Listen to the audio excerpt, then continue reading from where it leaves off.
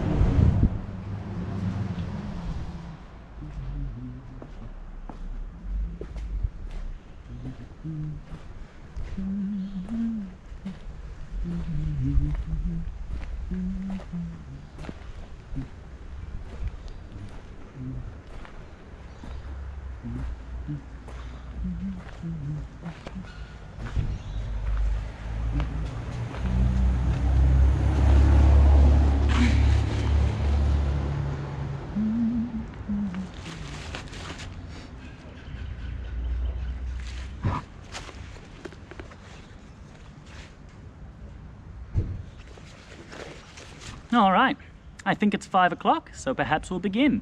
For those of you who have just tuned in, you haven't missed anything. I'm just beginning now. My name is Daniel.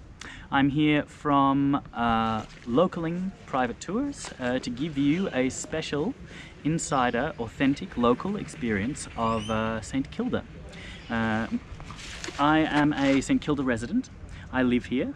So I'll show you a few of the things that I think are pretty special about St Kilda, and I'll have a bit of a walk around. For those of you maybe who don't live in Australia or Melbourne, it might be a bit of an experience for you, and for those of you who do, maybe you'll learn something. I'll talk a bit about the history of St Kilda as well, and maybe I'll tell you a little bit about our company as well if you keep your ears extra peeled.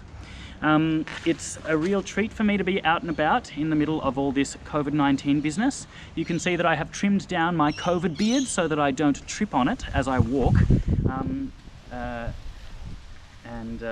I have, ooh, there's rain on the lens apparently, so I'm just gonna wipe you off, excuse me. There we go. Cool. Just a moment, I'm getting a call from head office. Hey. Hey, how's it going? I think I cleaned it off, but I'm talking to you live. Is there anything that you want to say to all our adoring fans? He says perfect. Fantastic. Well, perhaps we'll begin. It is forecast to rain quite heavily.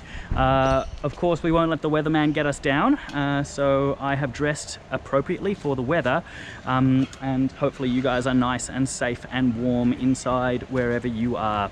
I thought I would start off at the Linden Art Gallery. Linden Gallery is a great little public art gallery, contemporary art gallery, which is owned by the local council, Port Phillip Council. And I think it's a great space because it has been operating since 1986. It's a bit of a staple of the community. I think it represents a good intersection of St Kilda's kind of artsy cultural scene, as well as you can see a bit of its past splendour. Some of these incredible mansions that used to be around, and a lot of other different things. It's been a bit of a staple of the community for quite a long time. I should start off by saying that while most of what I will talk about will be the European history of St Kilda, or the sort of modern Australian history of St Kilda, St Kilda has a history going back, or a human history going back about 40,000 years with the Boonwurrung people, who were the traditional owners of this land. And I should acknowledge that sovereignty was never ceded, and pay respects to elders past, present and emerging. I might just have another quick look at here. Is there still rain on the lens? Just a sec. Cool, fantastic. Linden is a great example, you can see it now, of the kinds of places that European settlers, early European settlers, first lived in St Kilda. You can see the amazing scale at which it's built. It was constructed in the 1860s, and a lot of the houses built in this area looked like this in the early days of settlement. A lot of the people who were settling here were graziers, or in some cases people who were making money off gold, or many of the other ways which people in the colonies made money in sort of the early days of Australia. There was a huge amount of it going around. By the 1880s, Melbourne was at one point the second wealthiest suburb in the British Empire, the first being London, and they were only wealthier than us because they were taxing us. So some of the places that were going up were really quite spectacular. This is one example. I can assure you that almost every home in this area was of a similar scale. I'll start to have a little bit of a walk around here. And I'll show you. We're walking down at the moment Ackland Street, just to orient you. Ackland Street is known all of the time for its shops, but this is sort of Ackland Street North, where the shops have kind of ended, and you can see still a few of the amazing residential homes that are in this area. I'll show you another typical example of the kind of houses that you might have seen.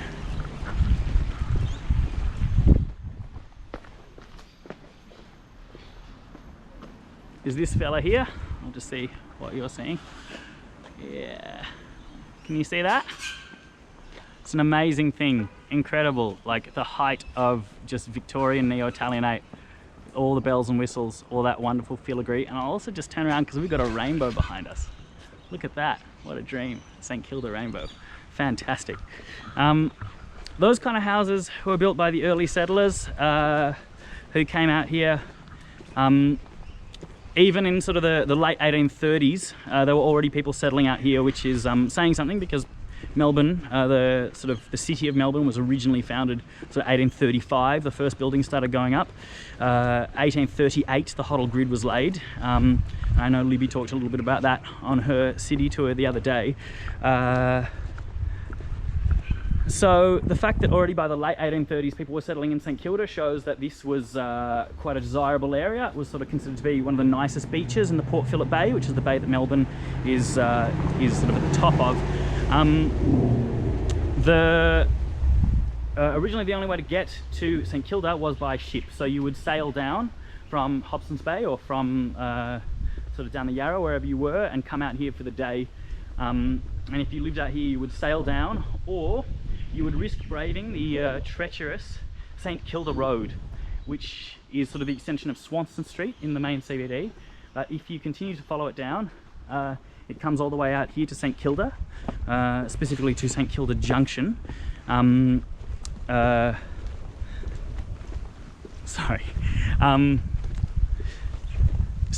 Kilda Road in the very early days was known for being quite a treacherous spot, because you were liable to be held up by bushrangers as you came down. It was quite common for there to be bands of sort of essentially highway robbers who would come out and wait on St Kilda Road, bail up carriages as they came along, and just rob the people inside them. Today, of course, St Kilda Road is a beautiful wide boulevard beset by lovely plane trees, which at the moment in autumn are shedding all their leaves. You can see the ones on this street here that are beginning to drop things. And so you can see the changes which took place in St Kilda throughout that sort of 19th century. I'll just have another really quick look at this, make sure we're good there. Great. Okay. In the early days, that's right, you would have come either by stagecoach or by ship and come down. But already by 1857, so that's really only in the first kind of 10 to 15 years, they had built the railway out here, and St Kilda was becoming a little bit of an attraction. A lot of people would come out for the day and they would swim at the beach, or just come out to kind of spend time amongst all the beautiful big houses that were out here. The railway that was built in 1857 was actually the second railway in Melbourne, the first one being the Hobson's Bay Railway, which was built 1854, was finished, which came out to Flinders.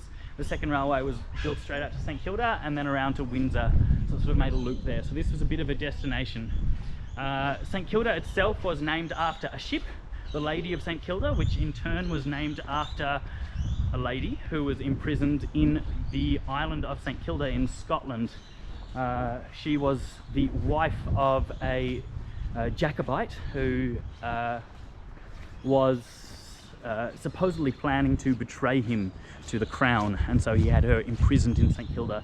The Lady of St Kilda was a ship that was named sort of with her in mind, and the suburb was named for the ship, or the township was named for the ship, which was docked in the bay out here for quite a long time, throughout 1841, when it was given its official name by Governor La Trobe, and so it was kind of a bit iconic of the area.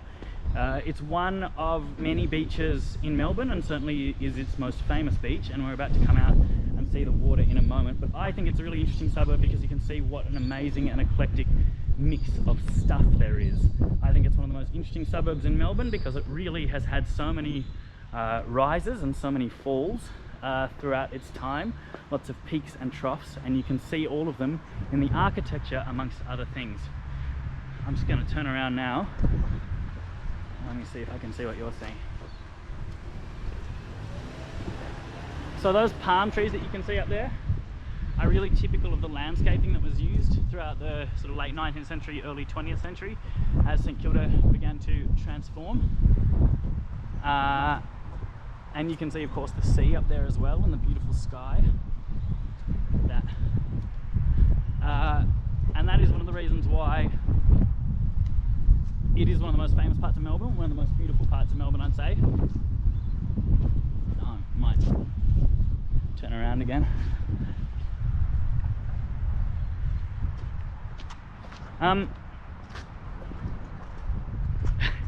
Sorry, it's really strange to talk to myself, but that's okay. This here that we're coming onto is the Esplanade. So for a long time, this is kind of where the beach ended. It's like quite a high embankment. But in sort of the early 20th century, the embankment was excavated out and the beach kind of pushed out further. So the Esplanade's kind of now atop a hill, but you can see like how wide this is and how beautiful. Out that way, behind me, is the city, so that's north. I'm now walking south. And that part of St Kilda, I think Sharon might be taking you for next week. So I'm going to concern myself now with this part that we're walking down. The Esplanade is an interesting street. It's a bit of a confused street. At one point, every house along here would have looked like that one that I started at, Linden Gallery. But now you can see from the kind of places we've been walking past, it's a mess of all different kinds of places. At the moment, what's going up behind me in the site of what was originally the St Moritz ice skating rink is a new set of apartments which you can buy if you have a spare $15 million lying around. They will rival these ones here. sort of apartments that went up before, and a lot of the other places that have been built in places of those beautiful big mansions like Linden that we were at before. The Esplanade has probably been one of the most subdivided streets in Melbourne, I'd say. It started off with like a few of those like really big properties that had huge grounds, and as the economy sort of in the area sort of waned, people would more and more subdivide those large places and build lots of different things. And you can see all the different like periods and times that they've done them. So those ones, obviously the 30s ones there, these ones done in the 70s or 80s. And, in the early days, a lot of the apartments that went up in there were what you would call like mansion flats. They were really big, beautiful flats. Not many people wanted to live in apartments in Melbourne for quite a lot of its history, and so to sort of lure them in, they made these really palatial places, which in some senses were a success, but they don't really catch on in other parts of Melbourne, and so they're a little bit unique to St Kilda. A good example is this one here. Just see if you can see that. Look at that. So there's really big, interesting places that again used to be nice big houses. The Esplanade itself, every Sunday they have an artist market, which they close off that side of the street to traffic, and they put stalls all the way along, and people can sell things sort of out of the things there. It's a very picturesque thing in the summertime, and I'd say an interesting experience in the wintertime. It's quite a nice thing to do. They also, the Esplanade is a street that they closed down for the St Kilda Festival, which is the largest free music festival in Australia. So they claim to have about 500,000 people go through it on the one day that it's held in February. So 500,000 people kind of fill these streets. They pack it out densely. They get like a lot of like big international acts and some, you know, great local bands and things like that, and they just put it on, and it draws in a lot of people.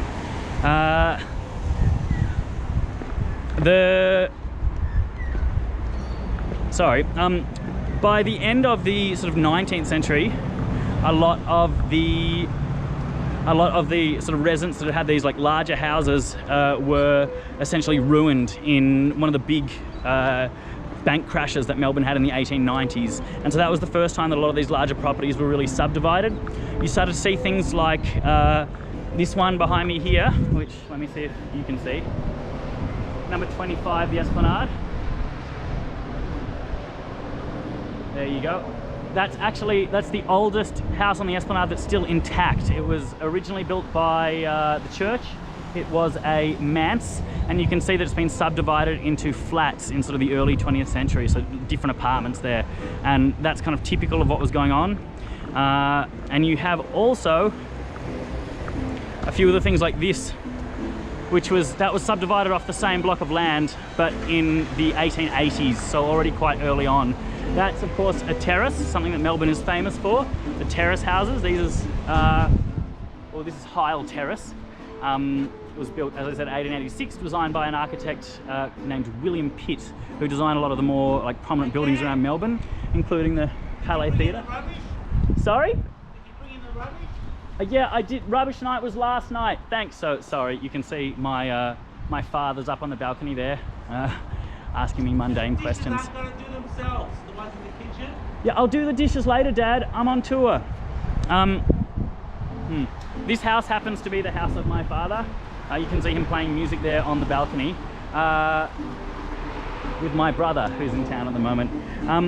Dad loves that balcony. He loves playing music. He plays a lot of gigs around town, including in St Kilda itself. He has a weekly gig every Sunday at Pause Bar when COVID-19 isn't a thing. And during St Kilda Festival that I was talking about moments ago, he tends to get a band together of his friends and play on the balcony with a big PA. It's quite something to see. He also runs house concerts in there throughout the year. If you look up the Hungry Dust Palace, you can see it online, the Hungry Dust Palace. You can actually go in and sit in his bedroom and watch some incredible music. I'll turn around now.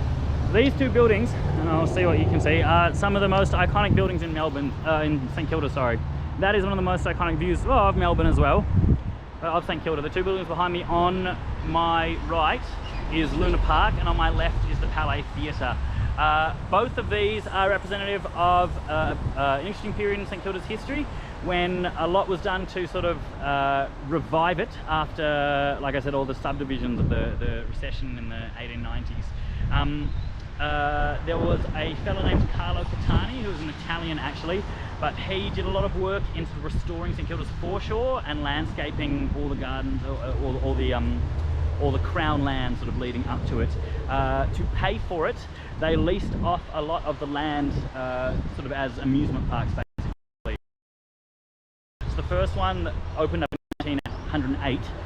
Was very popular and was replaced very quickly by Luna Park here, which was built by the same gentleman who built Luna Park in Coney Island. This one opened in 1912. Coney Island I think was 1904, so it was hugely successful and still is in a sense to this day, and is very iconic, and for a lot of Melburnians represents like an important part of their childhood. The roller coaster that goes around it, I believe, is the wooden roller coaster still running. They assure us it's safe. It's been a while since I went on it, so I can't tell you how rickety it is, but I'd say that rather than its steepness, it's probably the creaking and groaning of the wood that is the scarier part of that roller coaster. The Palais Theatre is again representative of sort of St Kilda's heyday, of sort of the days when they would have these huge theatrical shows and concerts. It's a beautiful old theatre. You can see the detail in the facade there, and if you go inside, there's things like there's little tools that you can put, like beautiful ornate filigreed heaters that you just rest your feet on as you watch shows, and that's still used as a concert venue today. It just had a $10 million paint job. So you can see it's a lovely yellow. I actually fairly recently saw Grace Jones there and was amazed to see, I don't know if anyone's ever seen Grace Jones live, but she did 5 encores, every one of them in a different costume. And so if you ever get the chance to see Grace Jones at the Palais Theatre in St Kilda, I highly suggest you do.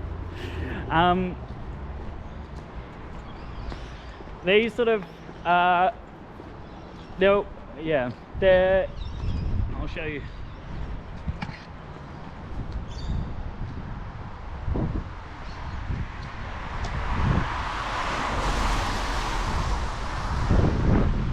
In the summertime, this area can really take off. They have a lot of events going on sort of all the time.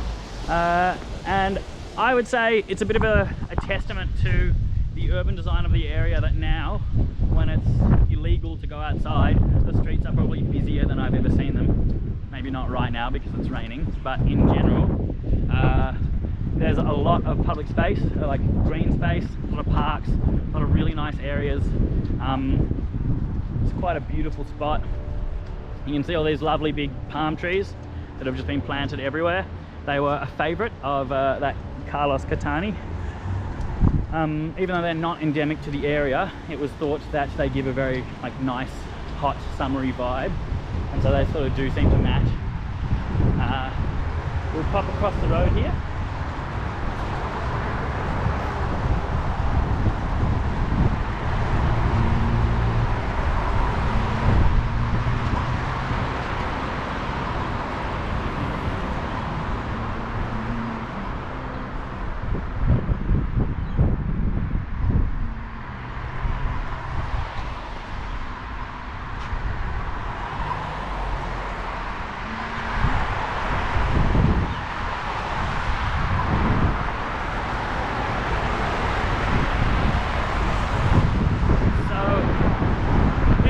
Behind me here, see if you can see it, Jaka Boulevard didn't exist in the original plans for the foreshore.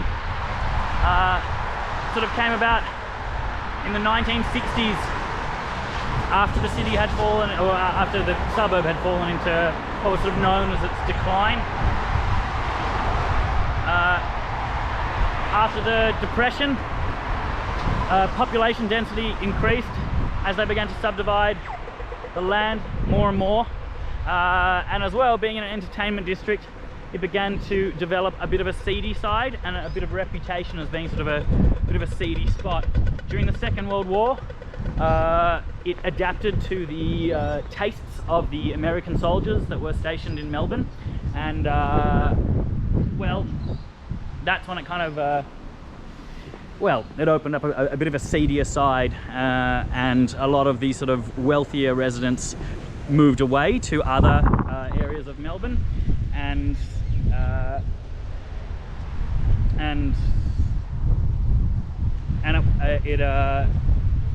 it became known as a bit of like a harbour for junkies and prostitutes, essentially, which of course led to then being becoming a bit of an artistic hub. I'll stand here on the beach. This is Melbourne's famed St Kilda beach. You can see it stretches for metres and metres. You can see off in the distance there, I don't know if you can see it, a lighthouse. There's a lighthouse up there which was built because they thought it would be very picturesque. It doesn't actually serve any function. And going that way, you can see the city just in the distance. If you look just about there. This beach has been redeveloped many times throughout its history. It's got a lot of like lovely boardwalks and bicycle paths. You can rollerblade along the whole way down to the down to the end of the city. This particular stretch of beach for a long time was filled with bathing houses, so sea baths, and you can still see just at the very end the domes up top there. Those are the St Kilda Sea Baths. There's now only one there, and it doesn't serve the same function that it used to, but there used to be about 6 different sea baths all along here.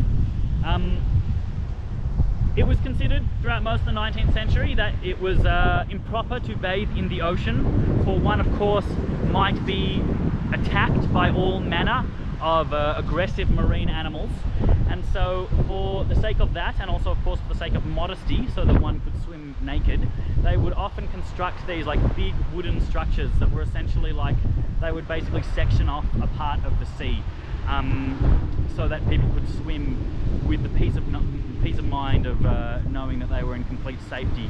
The first one was Kenny's Sea Baths. It was essentially actually a ship. He purchased an old ship which he scuttled just out there in the bay, so he sunk it partially, and essentially you would go out, you build a boardwalk out to the ship and remove your clothes and swim there. They sort of fell into like disuse largely by the sort of mid-20s, early 1930s, when people started to realise that actually you can just swim in the sea. But the St Kilda Sea Baths at the end, which I suppose Sharon might show you on her tour because it technically is in her jurisdiction, are still used today. There's a swimming pool in there, as well as like a few different bars and restaurants and all sorts of things like that. I did mention Jaka Boulevard, which is this big road here, as being a part of St Kilda's decline. It was built in the 1960s. It basically cuts St Kilda in half. I will just keep crossing. It basically divides the foreshore from the suburb. It was done around the same time as the High Street of St Kilda, which was its main shopping street, and was the extension of St Kilda Road, was widened and thus destroyed and turned into sort of what becomes an Nepean highway, as well as St Kilda Junction, which was like one of the most iconic junctions in Melbourne, was essentially demolished and turned into a series of very complex overpasses. What it did was it sectioned off this part of St Kilda into like a little tiny triangle, which it's accessible by car, yes, but from the perspective of somebody walking, it's not very nice to cross all these big roads, and so it really made St Kilda like a little bit more of like an insular spot. Became a lot more self-contained. The junkies and artists were sort of left to themselves to make St Kilda what they wanted. and a lot of sort of spots did fall into in some cases dereliction. So Luna Park, where we just walked past before, if you look up like different photographs of Luna Park throughout different points in history, you can see that at different times its face has sort of has molded and sort of fallen apart, and there's been like teeth that have fallen out and its eyes that have fallen out, and it just is one of the most like terrifying things to look at. There are different times in history, just all the like different faces that it's had. I should say that by sort of the 1970s, 1980s, there was like a little bit more of like a renaissance in St Kilda. Again, because of the way that everything was cut off from the big like road projects, there was, as well as a few other reasons, there was a lot more of a community sort of sense, a community vibe that started to be built. And you started getting things popping up like a lot of public art projects, as well as a lot of like public garden projects. So this one here, let's see, this one called Veg Out is a really amazing sort of community garden project, which unfortunately because of COVID is not open to the public at the moment. But if I sort of just show you through there, you can see there's sort of hundreds of little plots in there that are all, it was originally a lawn bowls club, and the plots, it's fully organic, so everything is kind of done sort of the old way, and there's no like a lot of the plots don't have like very clear distinction between them. Like it all runs into everything and everyone helps each other out, and most of the time it's sort of open to the public, so you can wander in and just have a walk around and be in like a really beautiful part of sort of beautiful little patch of like green, just smell the vegetables and whatever. Just to orient you, behind us again, that's Luna Park and O'Donnell Gardens, again sort of part of the like Green Spaces project. We're walking now towards the sort of commercial part of Ackland Street. Show a few of the restaurants and bars and that kind of thing.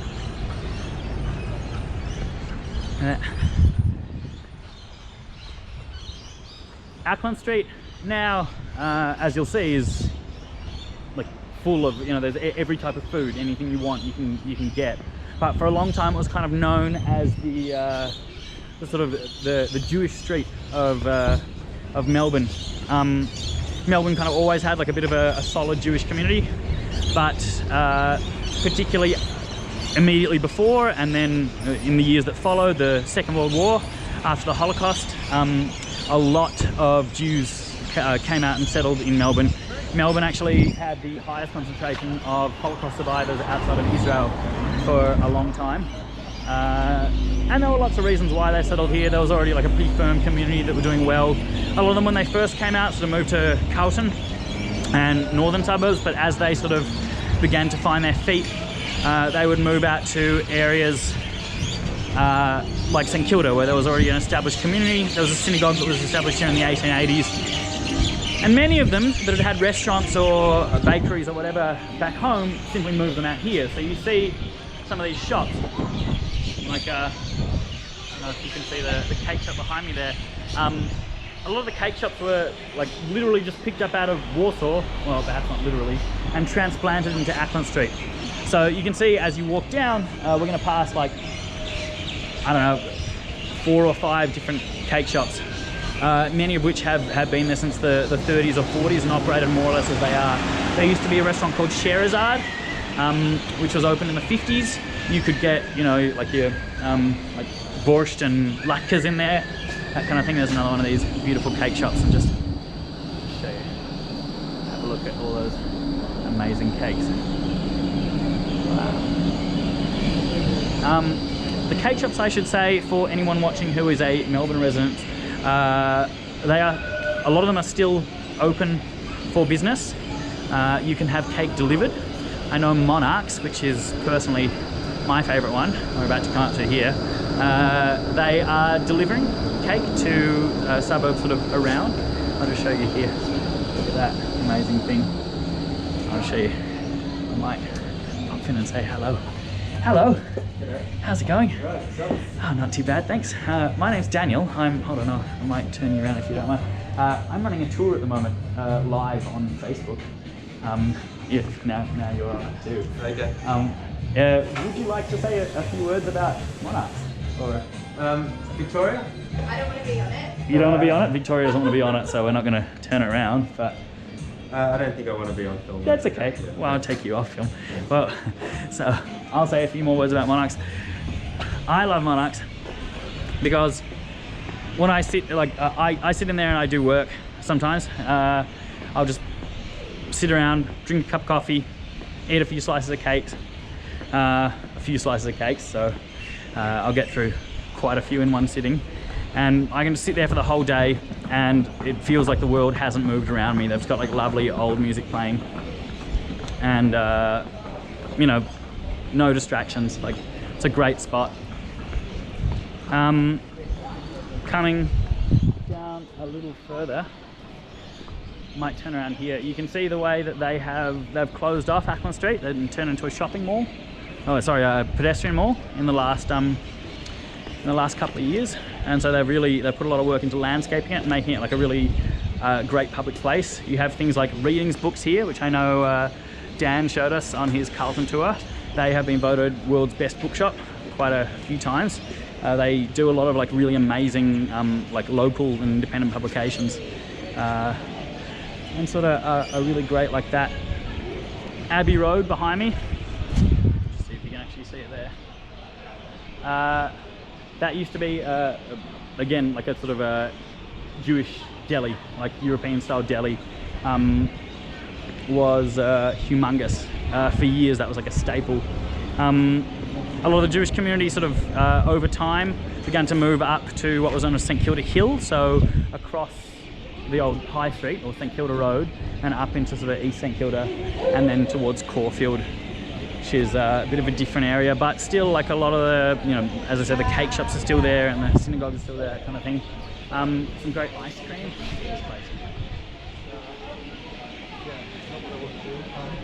Pickle Inn is a really fantastic spot. Really great, like Italian style gelato. Really nice. There are a few other spots along here. 7 Apples, which we sort of wandered past. They're my favourite. I love their sorbets. They do some fantastic stuff. Let's see.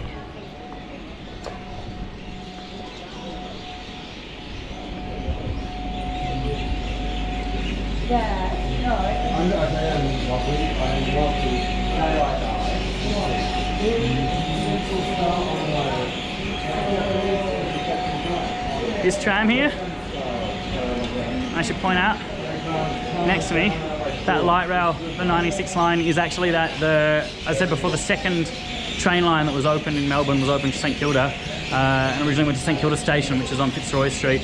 That was closed in the 80s during its decline years and converted into the light rail here, which is now the busiest tram in Melbourne.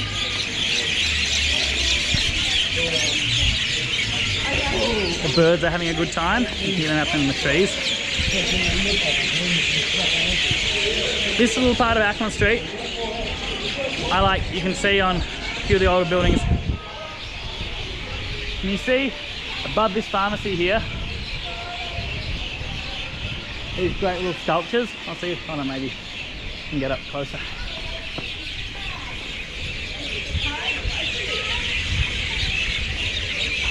When I was a kid, those sculptures to me were St Kilda. It's just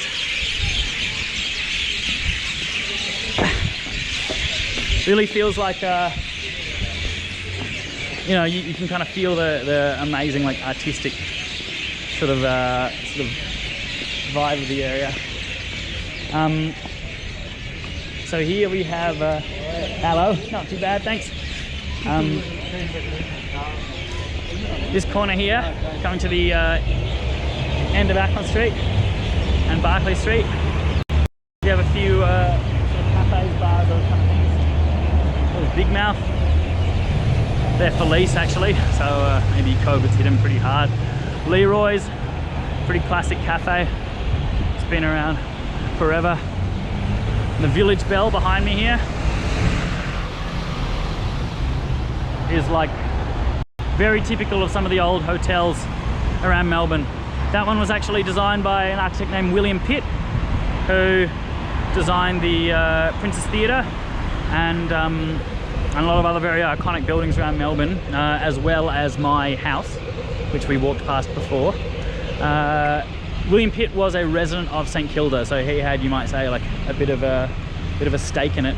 But the Village Belle, until like a couple of years ago, was really like, it was painted the same kind of horrible yellow as the big Palais Theatre was, and it was a real like sticky floor pub.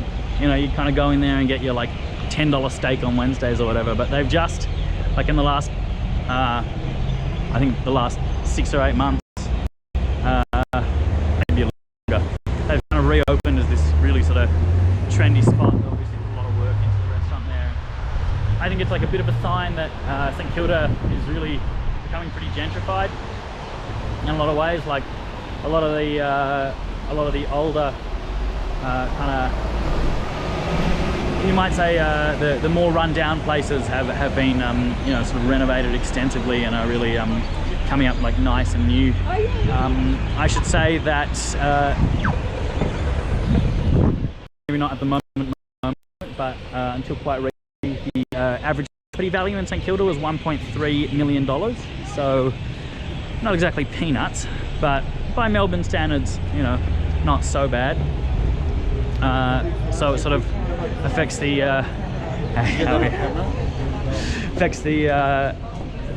sort of the character of the residents, but you still have like a lot of the like fantastic older places. So like Lost is like a bit of a staple. This bar here, let's see, they've just kind of been there forever. They have live music on like most nights, you know, under normal circumstances. Clay Pots here, which is behind me, one of the best seafood restaurants in Melbourne. But this one as well, the bar in here, which isn't looking so exciting at the moment, but I'll just maybe try and show you inside. That's actually one of my favourite bars in Melbourne. Not my favourite bar in Melbourne. They have fantastic music on every night of the week, sometimes twice. They used to do a fantastic like midnight piano set. And if you just sat there, you could sit there with like a little Turkish coffee and just watch. It was like one of the most incredible things, like beautiful, like really intimate, small little place. And they've opened up like a couple of other locations around Melbourne. Every one of them has a completely different feel.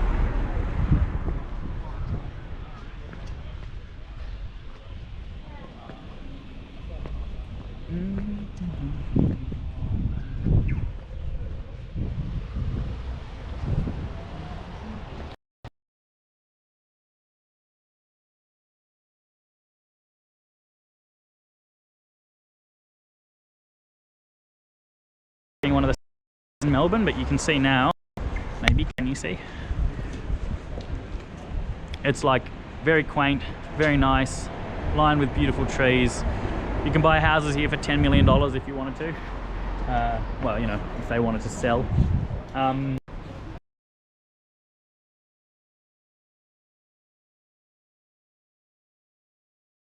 Anything here?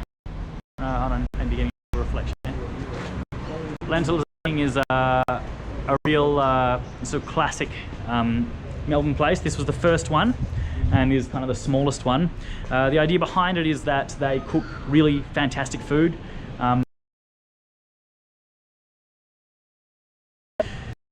You want at the end, you pay what you want. And it's a really cool idea. It really helps a lot of people who maybe can't afford to eat out or eat at all. But at the same time, you know, the food's decent enough that it's a great place to eat, like no matter what. A few other spots here, Spud Bar, pizza, Surabaya Johnny's. It's not looking too exciting now, but another great example, little bar. They've got a fella plays piano in there on Mondays, well they did, who was one of the best stride pianos I've seen in a long time. Koch Lane, We were famous for a while, for a little while there, people were saying they had the best coffee in Melbourne. So maybe it's true, maybe it's not, you decide. Melbourne, of course, is pretty famous for its coffee. Have a bit of a wander down Blessington. You can see again some of the flats, big flats. St Kilda had for a long time, and possibly still has, the highest population density of any suburb in Melbourne, in spite of having a lot of green and open space. And a lot of that is just those flats that have been kind of consistently built. I'll show you this house here. I don't know if you can see that. Nice little Victorian place. Bungalow, very sort of typical. That house used to belong to Albert Tucker, who was a very famous Melbourne painter. Painted a lot of scenes of kind of, well, he painted a lot of St Kilda throughout the 40s, and he kind of ran along with some of the most prominent Melbourne painters around. Sidney Nolan lived in Elwood, which is kind of the next suburb over. You can see, if I lift you up there, oh no, let's see if you can see. If I lift you up there, you can see the stables at the back of the house where Tucker used to paint. You might just pop around.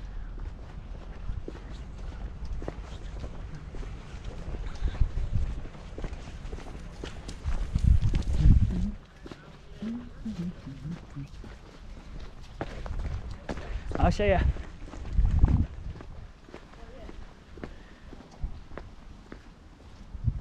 This building here is where I voted last time I voted. I can't really tell you much else about it other than that, but it was a thrilling experience. This little building here, I don't know if you can see it. I love it. It's some of my favourite houses in Melbourne or anywhere. I don't know anything about it. I don't know who lives in there, but it's just beautiful. It's just really strangely painted. You can see it's like Victorian bungalow, but they've obviously pulled off the veranda at some point. Wander along, take you through the St Kilda Botanical Gardens, built for the people. Not quite as exciting as Melbourne Botanical Gardens, but it's definitely decent. Look at that. And as it's beginning to get dark, of course, we'll need our lantern, so that's all right.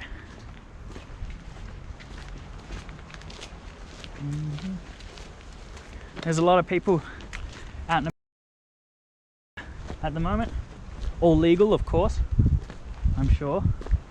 Those people talking over there, I'm sure they're just exercising. You might wander this way.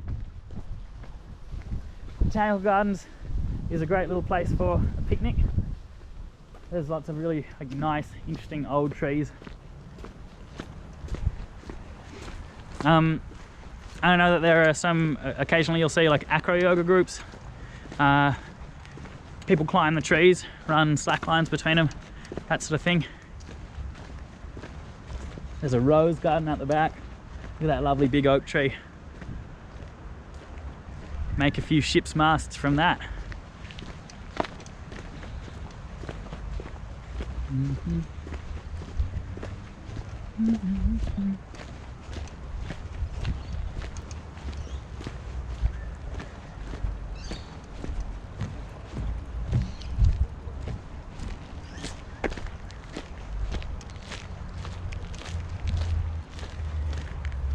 I'll show you quickly.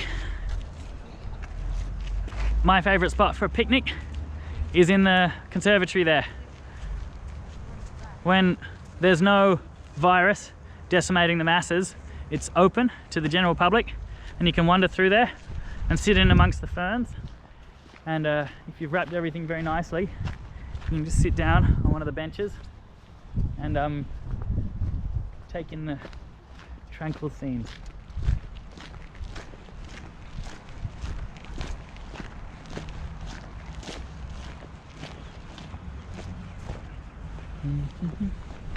Oh, sorry.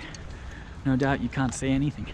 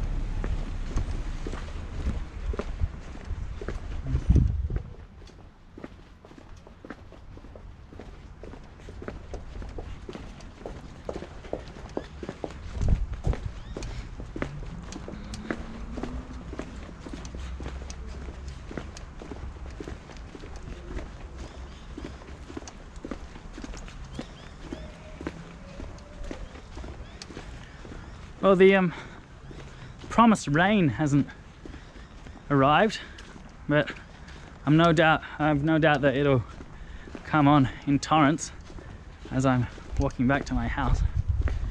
That's okay.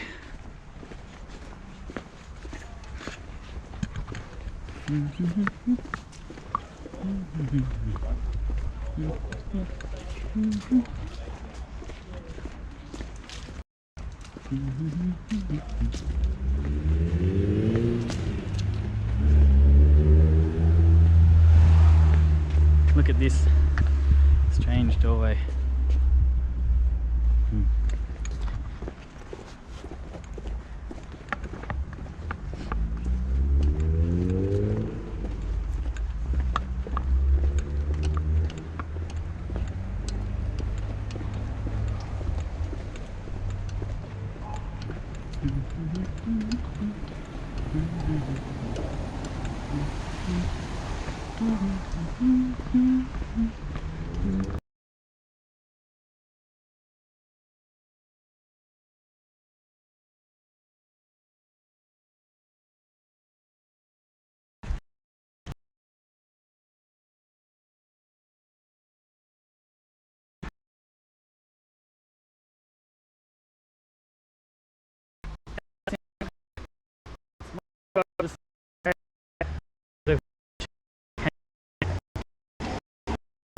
Is 50 is obviously built to use that one. A lot of Jewish population went to some of the lovely style of sort of older style houses with that own lace. I agree.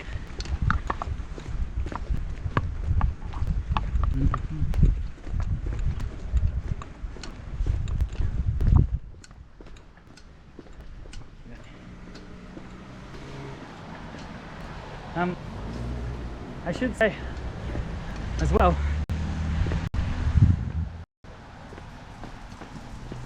so our company, Local and Private Tours,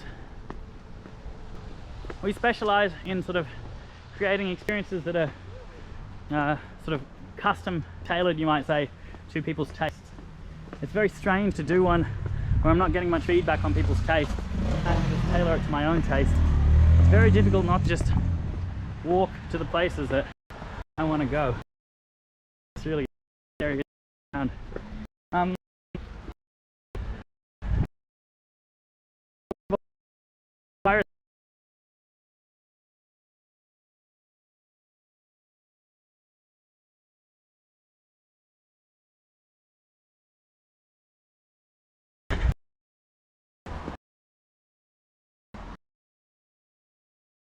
You like? No. You might make the link beneath. Will take there. It doesn't need to be $20. Goes a long way in times like this. You might be doing that. And if you, but I suggest about other that where see some of the areas. A lot of really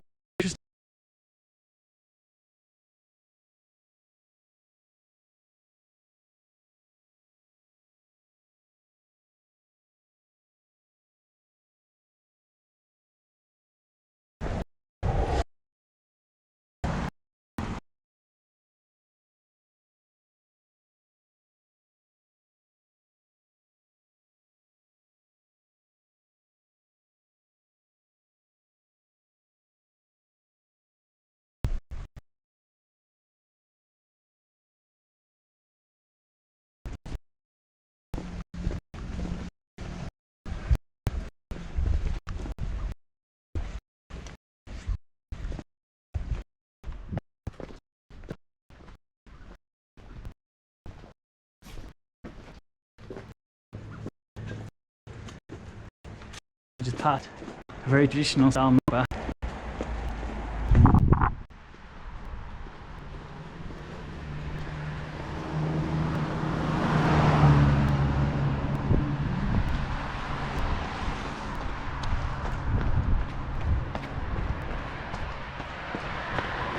So I'm beginning to wonder a little bit now into Elwood, which is you might say the next beach down from St Kilda, but is the sort of suburb immediately adjacent to it.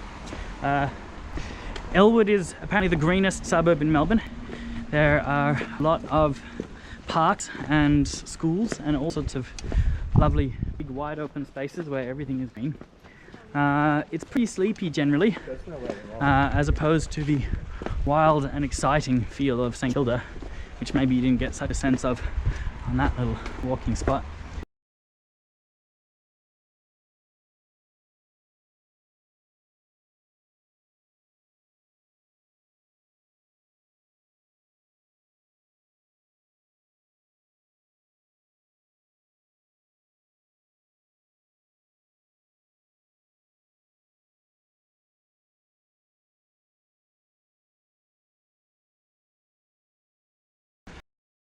California bungalows,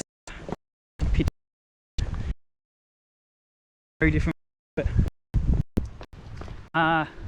for those of you who saw the Fitzroy tour, maybe know about Loon Bakery. Loon started out in Elwood.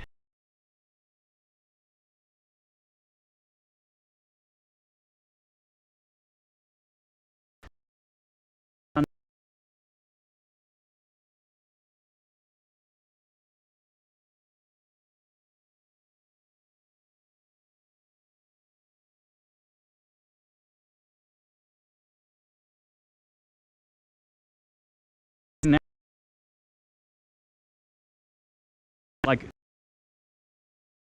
you know, as quiet.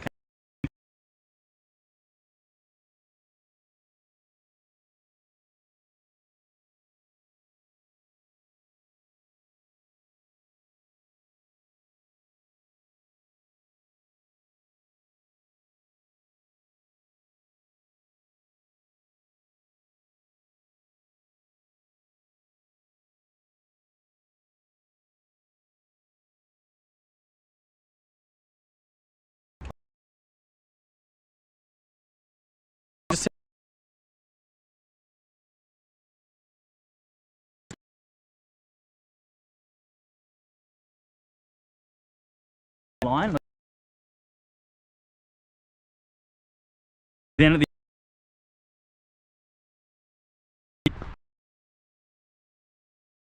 sort of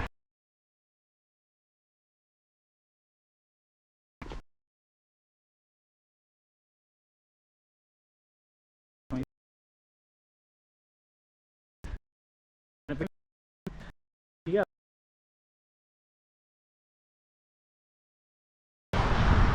It's a good time to take a moment, just rest.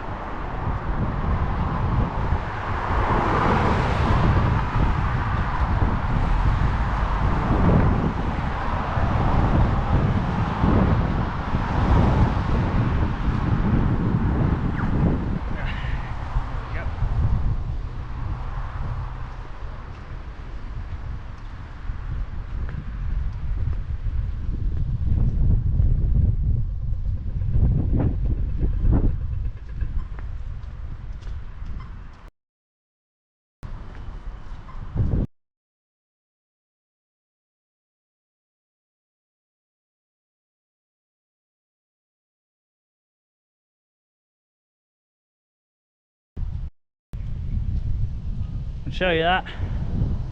A lot of nice old boats there. And we're coming up to that lighthouse that maybe you got to see before, or maybe you didn't.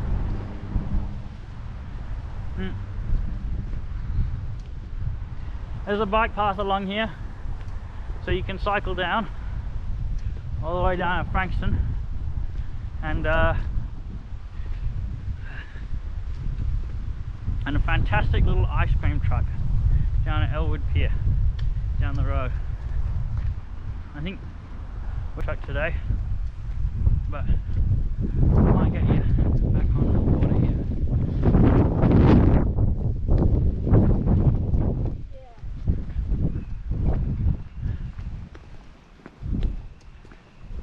To me, St Kilda is very interesting today because you still got the junkies here and there, you know, friendly junkies, not bad ones. You still got the yuppies. It's the queer capital of Melbourne, apparently. They have the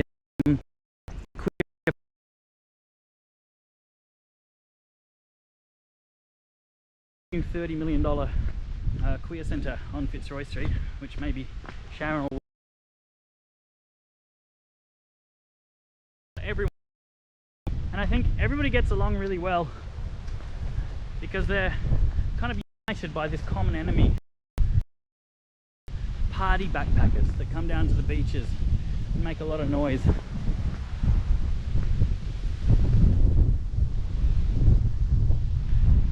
But, here we go.